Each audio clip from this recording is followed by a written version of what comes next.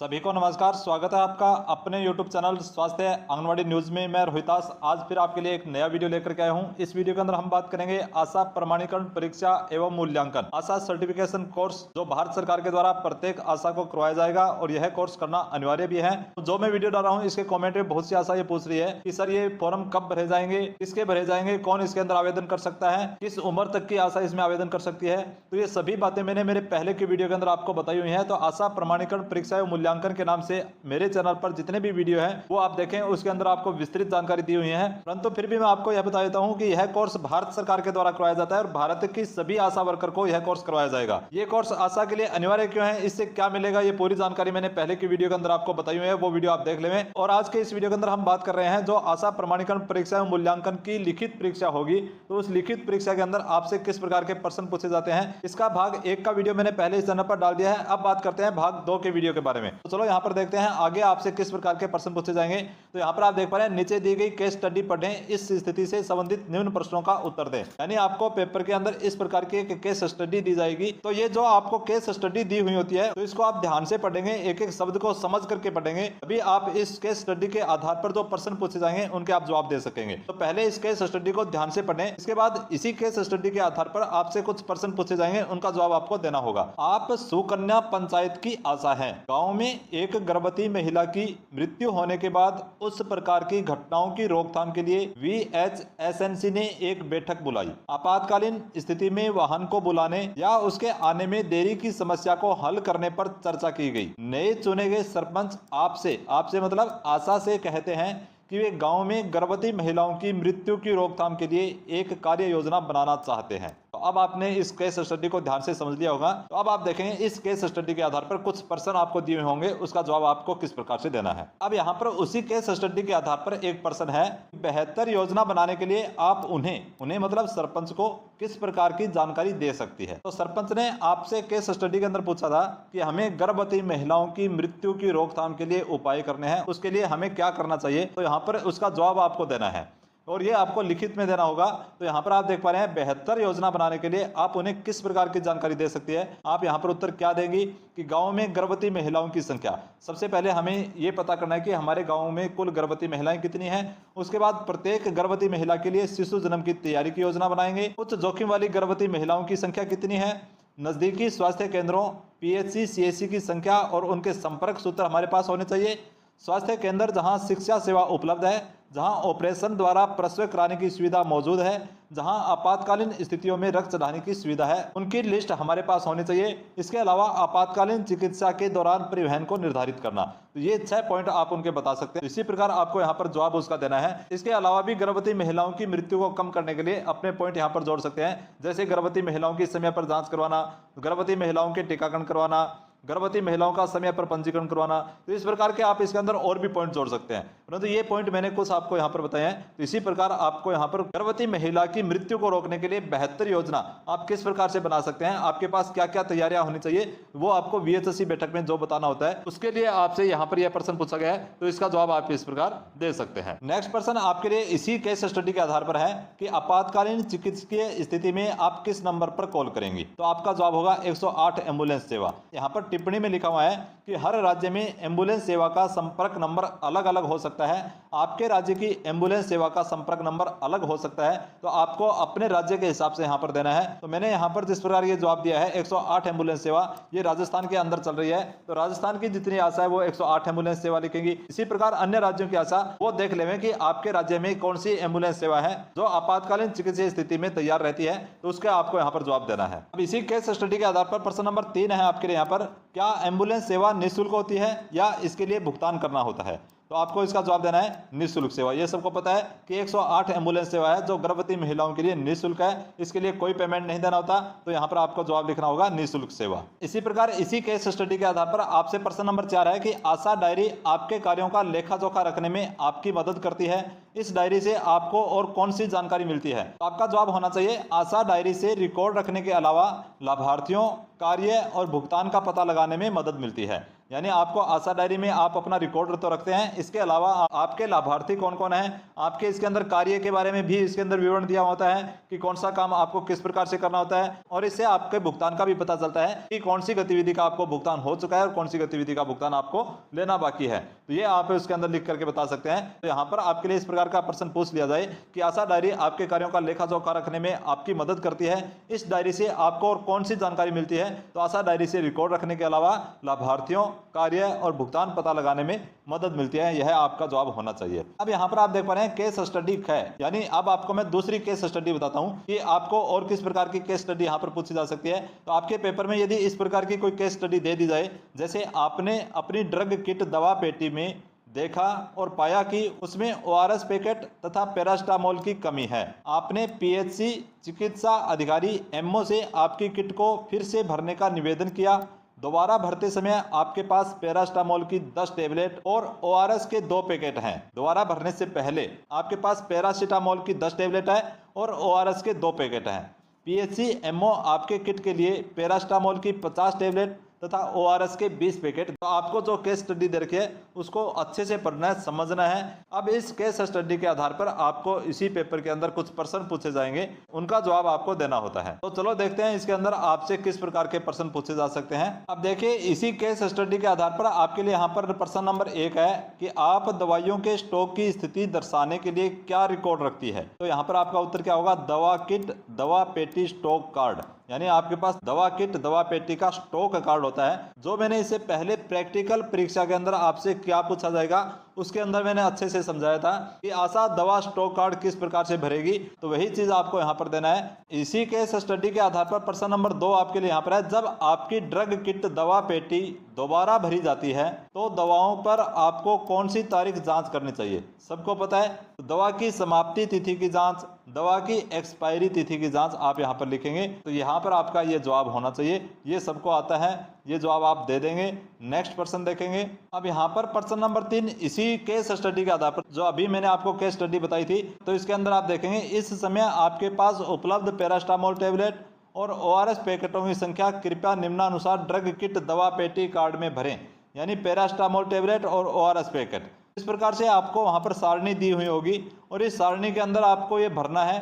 तो यहाँ पर ये सारणी मैंने आपको भर करके बता रखी है कि किस प्रकार से आपको भरना है। तो इसका उत्तर यहाँ पर देखेंगे पैरास्टामोल टेबलेट। तो केस स्टडी के अंदर मैंने आपको बताया था वहां पर आपके पास पैरास्टामोल टेबलेट कितनी थी, पैरास्टामोल टेबलेट आपके पास बची हुई कितनी थी, 10 थी। और इसी प्रकार ORS पैकेट आपके पास कितने बचे हुए थे, 2 बचे हुए थे। अब आपने दोबारा भरवाई, तो दोबारा भरवाई तब आपको पैरास्टामोल टेबलेट कितनी मिली और ORS पैकेट कितने मिले थे, वो केस स्टडी के अंदर दिया हुआ है, वहीं से देख करके आपको जवाब देना है। तो दोबारा भरी 50 पैरास्टामोल टेबलेट दी गई थी और ORS पैकेट आपको 20 दिए गए थे, तो यहाँ पर आपके 20 आ जाएंगे। तो इस प्रकार आप देखेंगे यहाँ पर 10 और 2 इसके अंदर भरा हुआ है और इसी प्रकार यहाँ पर 50 और 20 आप इस प्रकार भर करके इसका जवाब दे सकते हैं। अब यहाँ पर आप नेक्स्ट प्रश्न देखेंगे किस प्रकार के प्रश्न और पूछे जा सकते हैं कि आपके गांव के स्वास्थ्य से जुड़ी सामान्य समस्याओं की सूची बनाएं। तो गांव के अंदर स्वास्थ्य से जुड़ी हुई क्या क्या समस्याएं होती है, जिन स्वास्थ्य सेवाओं के लिए आप निरंतर काम करते हैं, जिन स्वास्थ्य सेवाओं का समय समय पर आप पूरे साल भर में काम करते हैं, वही आपको लिखना है। तो यहाँ पर देखिए जैसे डायरिया प्रोग्राम आता है, डायरिया यहाँ पर लिख देंगे, निमोनिया प्रोग्राम चल रहा है वो लिख देंगे, बुखार का आप सर्वे करते हैं, स्लाइड बनाते हैं, खांसी यहाँ ILI का सर्वे करते हैं, गर्भावस्था से जुड़ी समस्याएं इसका निरंतर कार्य चलता रहता है। इसी तरह मलेरिया जैसे संक्रामक रोग हैं, तो ये आप अपने गांव की यहाँ पर स्वास्थ्य संबंधी जो समस्याएं होती है वो लिख सकते हैं। डेंगू है, चिकनगुनिया है, मिजल्स है, इस प्रकार की और भी बहुत सी समस्याएं होती है जो आप यहाँ पर लिख सकते हैं। तो इसी तरह आपके लिए यहाँ पर लिखा हुआ है कि आपके गाँव में अलग अलग समस्याएं हो सकती है, यानी यहाँ पर आपको अपने गाँव की समस्याओं के बारे में लिखना है। तो इस प्रकार का कोई प्रश्न पूछे तो इस प्रकार से आपको जवाब देना होगा। इसी प्रकार अगला प्रश्न देखेंगे, गाँव में 3 ऐसी समस्या के बारे में बताएं। अब आपसे पूछेंगे कि गांव में 3 ऐसी समस्या के बारे में बताएं जो स्वास्थ्य से जुड़ी नहीं हो, जिससे स्वास्थ्य खराब हो सकता है, यानी स्वास्थ्य से जुड़ी हुई नहीं है परंतु स्वास्थ्य खराब हो सकता है, ऐसी 3 चीजें आपको बतानी है। तो यहाँ पर आपका उत्तर होगा असुरक्षित पेयजल। तो असुरक्षित पेयजल ये जल योजना से जुड़ी हुई समस्या है, परंतु ये अपने स्वास्थ्य विभाग से सीधा संबंध नहीं रखती है, परंतु असुरक्षित पेयजल से स्वास्थ्य खराब हो सकता है। ये डायरेक्ट अपने काम से नहीं जुड़ा हुआ, परंतु इनडायरेक्ट रूप से ये स्वास्थ्य से संबंध रखता है। तो आपका यहाँ पर जवाब होगा असुरक्षित पेयजल। इसके बाद आता है नंबर 2 शौचालय की कमी। उसके बाद नंबर 3 है खुले में शौच जाना, यानी शौचालय की कमी होगी, लोग खुले में शौच जाएंगे तो उससे भी बीमारियां फैल सकती है। जल भराव की स्थिति, ये भी अपने स्वास्थ्य विभाग से डायरेक्ट संबंध नहीं है, परंतु जल भराव जहां होगा तो उससे डेंगू और मलेरिया फैलने की संभावना बन जाती है। तो जल भराव भी अपने स्वास्थ्य पर प्रभाव डालती है। तो इस प्रकार से आप अपने गांव के हिसाब से अलग अलग समस्याएं हो सकती है। जो समस्याएं आपके गांव की हो वो आप यहां पर लिख दें, 4-5 पॉइंट यहां पर लिख दें। यानी आपको यहां पर 3 पॉइंट पूछे हैं तो 3 पॉइंट आपको यहां पर देने हैं, कोई भी 3 पॉइंट आप दे सकते हैं। प्रश्न नंबर 3 यहां पर देखेंगे, वे कौन कौन से सामाजिक सांस्कृतिक कारक हैं जो किसी व्यक्ति के स्वास्थ्य को प्रभावित करते हैं। अब इसका जवाब आपका क्या होगा, शिक्षा की खराब स्थिति, ये सामाजिक स्थिति है। सामाजिक और आर्थिक असमानताएं, सांस्कृतिक मान्यताएं, मिथक और गलत अवधारणाएं। तो ये आप रट लें। इस प्रकार से आपको लिखित में वहां पर एग्जाम देना होगा। इसके अ नहीं होंगे, इसके अंदर विकल्प नहीं दिए होंगे, आपको लिख करके यहाँ पर जवाब देना होगा। तो यहाँ पर इसको याद कर लें कि सामाजिक और सांस्कृतिक कारक क्या क्या हो सकते हैं। तो ये आपको 4 पॉइंट मैंने आपके बताए। इसी प्रकार देखेंगे नेक्स्ट प्रश्न नंबर 4, कुपोषण के मुख्य कारण क्या है। अब आपसे पूछ लिया कुपोषण के मुख्य कारण क्या है, तो यहाँ पर आपका जवाब क्या होगा, कुपोषण किसके कारण होता है। वो अपनी भाषा के अंदर अपने विचारों से, अपने मन से भी लिख सकते हैं। तो ज्यादा कठिन प्रश्न नहीं पूछे जाएंगे, सामान्य प्रश्न होते हैं जो आप निरंतर काम कर रहे हैं, जिन्होंने 6 और 7वां मॉड्यूल की अच्छी से ट्रेनिंग ले रखी है। जो 6 और 7वें मॉड्यूल की ट्रेनिंग की बुक आपके पास पड़ी हो तो उसके अंदर एक बार पढ़ ले, उन्हीं बुक से आपको प्रश्न पूछे जाते हैं। तो यहाँ पर प्रश्न नंबर 5 देखेंगे, स्वच्छ आदतें और सुरक्षित पर्यावरण। स्वच्छ आदतें और सुरक्षित पर्यावरण अच्छे स्वास्थ्य तथा समुदाय के कल्याण में योगदान करते हैं। ये सही है या गलत है। तो यहाँ पर लिखे हैं सही या गलत, तो आपको उत्तर देना है सही। यानी स्वच्छ आदतें, सुरक्षित पर्यावरण, अच्छे स्वास्थ्य तथा समुदाय के कल्याण में योगदान करते हैं, ये सही बात है। तो आपका यहाँ पर आंसर सही होगा। तो आगे बताने से पहले आपसे एक बार फिर से निवेदन कर रहा हूँ कि यदि आप मेरे चैनल पर पहली बार है, अभी तक आपने चैनल को सब्सक्राइब नहीं कर रखा है, तो जो वीडियो आप देख रहे हैं इस वीडियो के नीचे देखिए, मेरे चैनल का नाम स्वास्थ्य आंगनवाड़ी न्यूज आपको लिखा हुआ दिखाई दे रहा है। उसके आगे आपको सब्सक्राइब लिखा हुआ दिखाई दे रहा होगा। यदि वहां पर आपको सब्सक्राइब लिखा हुआ दिखाई दे रहा है तो इसका मतलब है कि अभी तक आपने चैनल को सब्सक्राइब नहीं कर रखा है। और वहां पर आपको सब्सक्राइब लिखा हुआ दिखाई नहीं दे रहा है तो इसका मतलब है कि आपने पहले से चैनल को सब्सक्राइब कर रखा है।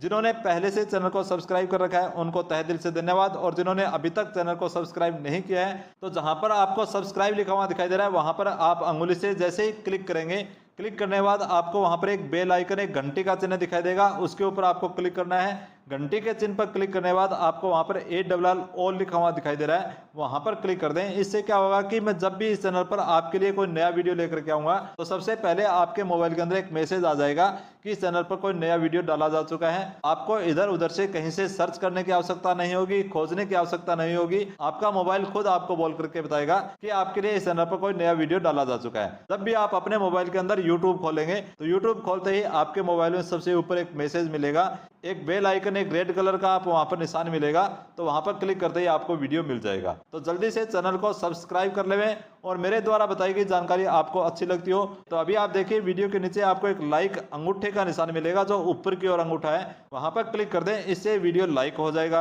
और इस वीडियो को अपने तक ही सीमित नहीं रखें, अपने साथ की सभी आशा बहनों को शेयर करें ताकि सभी आशा बहनों को इसका लाभ मिले। तो प्रश्न नंबर 6 आपके लिए यहाँ पर है, सरकार की वह कौन सी योजना है जिसमें 6 वर्ष से कम आयु वाले बच्चों को पूरक आहार दिया जाता है। तो यहाँ पर आपका जवाब होगा समन्वित बाल विकास सेवाएं, ICDS विभाग, आंगनवाड़ी। तो आपको यहाँ पर लिखना है समन्वित बाल विकास सेवाएं, याद कर लें। ICDS विभाग की फुल फॉर्म है समन्वित बाल विकास सेवाएं। ICDS विभाग भी लिख सकते हैं, आंगनवाड़ी भी लिख सकते हैं। तो सरकार की वह कौन सी योजना है जिसमें 6 वर्ष से कम आयु वाले बच्चों को पूरक आहार दिया जाता है, तो वह योजना है समन्वित बाल विकास सेवाएं, ICDS आंगनवाड़ी सेवाएं। नेक्स्ट प्रश्न आप देखेंगे, निम्नलिखित विकल्पों में से किसी व्यक्ति के मौलिक अधिकार कौन से होते हैं। मौलिक अधिकार कौन से होते हैं ये सबको पता होना चाहिए। तो आप यहाँ पर मौलिक अधिकार क्या क्या है वो आप देखें, सही विकल्प का निशान लगाएं। अब आपको यहाँ पर विकल्प दे रखे हैं तो इसके अंदर सही कौन कौन से हैं उनके ऊपर आपको निशान लगाने हैं। तो समानता का अधिकार, स्वतंत्रता का अधिकार, शोषण के विरुद्ध अधिकार, धार्मिक स्वतंत्रता का अधिकार, और आगे है उपयुक्त सभी, यानी ये सभी सही है। तो यहाँ पर आप टिक कर दें उपयुक्त सभी। तो यहाँ पर आपका सही आंसर होगा उपयुक्त सभी। नेक्स्ट प्रश्न है, कृपया सही का निशान लगाएं। तो यानी इस प्रकार के विकल्प वाले प्रश्न भी आपके आएंगे, उसके अंदर आपको केवल सही का निशान लगाना है। तो दोनों प्रकार के प्रश्न आएंगे, लिखित वाले भी आएंगे, विकल्प वाले भी आएंगे। स्वास्थ्य के अधिकार का अर्थ क्या है। तो यहाँ पर आप देखेंगे स्वास्थ्य के अधिकार का अर्थ क्या होगा। आवश्यक उपकरणों की सुविधा वाला अस्पताल, सस्ती सुविधाएं, स्वास्थ्य सेवाओं की मनाही न होना, उपयुक्त सभी। तो यहाँ पर आपका सही आंसर क्या होगा, उपयुक्त सभी। नेक्स्ट प्रश्न नंबर 3 है, सार्वजनिक स्वास्थ्य प्रणाली में सबसे निचला स्तर कौन सा है जहां आपको डॉक्टर मिलेगा। डॉक्टर कहां पर मिलता है, प्राथमिक स्वास्थ्य के अंदर, पीएचसी, ये सबसे निचला स्तर है। इससे नीचे होता है उप स्वास्थ्य केंद्र, आंगनवाड़ी केंद्र, तो वहां पर डॉक्टर नहीं मिलते। डॉक्टर कहां मिलते हैं, प्राथमिक स्वास्थ्य केंद्र पर। देखेंगे इस प्रकार के प्रश्न भी पूछे जा सकते हैं। तो दी गई स्वास्थ्य केंद्रों कॉलम क को उनकी जनसंख्या कवरेज, सेवा प्रदाता, उपलब्ध सेवाओं कॉलम ख से मिलान करें। तो यहाँ पर आप देखेंगे स्वास्थ्य उपकेंद्र, स्वास्थ्य उपकेंद्र में कौन बैठता है, एएनएम बैठती है। इसी प्रकार आप देखेंगे जिला अस्पताल, तो जिला अस्पताल में क्या काम होता है, सर्जरी, बड़े ऑपरेशन की सुविधा होती है। और इसके अलावा आप देखेंगे प्राथमिक स्वास्थ्य केंद्र, तो प्राथमिक स्वास्थ्य केंद्र में क्या होता है, ऐसा स्थान है जहां चिकित्सा अधिकारी की आपके साथ मासिक समीक्षा बैठक होती है, तो वो प्राथमिक स्वास्थ्य केंद्र। तो इस प्रकार से आपको यहाँ पर जवाब देना होगा। तो ये कॉलम क और कॉलम ख का इस प्रकार का आपको दिया हुआ होगा, तो इन दोनों का आपस में मिलान करना है। उत्तर मैंने यहाँ पर आपको नीचे लिख करके भी बता रखा है कि उप केंद्र पर एएनएम है, जिला अस्पताल पर सर्जरी, बड़े ऑपरेशन की सुविधा होती है, और प्राथमिक स्वास्थ्य केंद्र में एक स्थान है जहां स्वास्थ्य अधिकारी की आपके साथ हर महीने समीक्षा बैठक होती है। तो आशा करता हूं आपको ये बात समझ में आ रही होगी। यदि मेरे द्वारा बताई गई जानकारी आपको अच्छे से समझ में आ रही हो तो अगला प्रश्न देखने से पहले आप एक बार कमेंट बॉक्स में ये जरूर लिख दें कि आप कौन से राज्य से वीडियो देख रहे हैं। आप अपने राज्य का नाम लिखेंगे, जैसे राजस्थान, हरियाणा, पंजाब, यूपी, बिहार, जहां से भी आप मेरे वीडियो देख रहे हैं, तो आप अपने राज्य का नाम एक बार जरूर लिख दें, ताकि मुझे पता चले कि कौन कौन से राज्य तक मेरी वीडियो पहुंच रहे हैं। तो ये जो भी वीडियो देख रहे हैं जरूर लिखेंगे, अपने राज्य का नाम यहाँ पर जरूर लिख दें। तो अगला प्रश्न बताने से पहले आप अभी अपने राज्य का नाम लिखें, फिर आगे बात करते हैं अगले प्रश्न के बारे में। आपको केवल 10 सेकंड यहाँ पर देता हूँ राज्य का नाम लिखते हुए। चलो सबने लिख दिया होगा। अब अगला प्रश्न देखते हैं। अगला प्रश्न आपके यहाँ पर देखेंगे, प्रश्न नंबर 5 है, एक प्राथमिक स्वास्थ्य के अंदर पीएचसी में बीमार बच्चों की आपातकालीन देखभाल मिलने की अपेक्षा की जाती है, ये सही है या गलत है। तो प्राथमिक स्वास्थ्य के अंदर पीएचसी है जहां डॉक्टर बैठते हैं, वहां आपातकालीन देखभाल मिलने की अपेक्षा हमें होती है, तो ये बात सही है। तो आपका यहाँ पर आंसर होगा सही। यदि यहाँ पर उप स्वास्थ्य केंद्र लिखा होता तो वो आपका यहाँ पर गलत होता, क्योंकि उप स्वास्थ्य केंद्र पर एएनएम होती है, वहाँ पर आपातकालीन देखभाल की सुविधा नहीं होती, तब आप यहाँ पर गलत जवाब देते। परंतु प्राथमिक स्वास्थ्य केंद्र पूछा है, पीएचसी सीएचसी से ऊपर के अस्पताल का बारे में यहाँ पर पूछा जाता है, तो आपका यहाँ पर जवाब सही होगा। तो आप यहाँ पर सही लिखेंगे। नेक्स्ट प्रश्न देखेंगे, 6 नंबर प्रश्न है, सामाजिक एवं सांस्कृतिक धारणाओं से महिलाओं में संक्रमण और बीमारी के जोखिम बढ़ जाते हैं, ये बात सही है या गलत है, आपको बताना है। तो यहाँ पर आपका आंसर होगा सही, यानी सामाजिक एवं सांस्कृतिक धारणाओं से महिलाओं में संक्रमण और बीमारी के जोखिम बढ़ जाते हैं, ये बात सही है। तो यहाँ पर आपका आंसर होगा सही। नेक्स्ट प्रश्न देखेंगे, प्रश्न नंबर 7, महिलाओं के स्वास्थ्य एवं स्थिति में सुधार के लिए आशा क्या कर सकती है। सर्वाधिक उपयुक्त उत्तर चुनें, यानी इसके अंदर सबसे उपयुक्त उत्तर कौन सा है वो चुनना है आपको। यहाँ पर नीचे कुछ टिप्पणियां दी हुई हैं। महिलाओं के विचारों और सहभागिता को बढ़ाना, निर्णय लेने में महिलाओं को भाग लेने के लिए प्रेरित करना, लड़कियों को शिक्षा पूरी करने के लिए प्रोत्साहित करना, ये सभी सही है या इनमें से कोई एक पॉइंट सही है वो आपको लिखना है। तो यहाँ पर ये सभी पॉइंट सही है, तो आपका उत्तर होगा उपयुक्त सभी। तो आज के इस वीडियो का ये लास्ट और अंतिम प्रश्न था। आपके एग्जाम के अंदर अभी भी एक दिन बाकी है, तो कोशिश करते हैं कि नेक्स्ट वीडियो आपको एग्जाम से पहले मिल जाए। यदि आप चाहते हो कि इस प्रकार के वीडियो आपको घर बैठे मिल जाए, आपकी तैयारी हो जाए और आपका पेपर अच्छे से हो जाए, तो जिन्होंने आवेदन कर रखा है, जिनका पेपर है, उनको तो यह वीडियो देखना जरूरी है। और जिन्होंने अभी तक फॉर्म नहीं भरे हैं, जिनका पेपर अभी नहीं है, नेक्स्ट बार जब भी ये फॉर्म भरे जाएंगे, आपका नंबर भी आने वाला है, तो आपको उस समय ये वीडियो दोबारा से नहीं मिलेंगे। अभी इस वीडियो को देख लेवें, इससे तैयारी कर लेवें, इन वीडियो को संभाल करके रख लेवें, क्योंकि नेक्स्ट में जब भी आपकी बारी आएगी, आपका फॉर्म भरा जाएगा, तो आपको भी इन वीडियो से तैयारी करनी होगी। इसलिए आप चैनल से जुड़ जाएं, और चैनल से जुड़ने के लिए चैनल को सब्सक्राइब कर लेवें, बेल आइकन ऑन कर लेवें। वीडियो अच्छा लगा हो तो लाइक कर दें, अपने साथियों के व्हाट्सएप ग्रुप में वीडियो को शेयर कर दें। मिलते हैं नेक्स्ट वीडियो के अंदर नई जानकारी के साथ, तब तक सभी को जय हिंद, वंदे मातरम।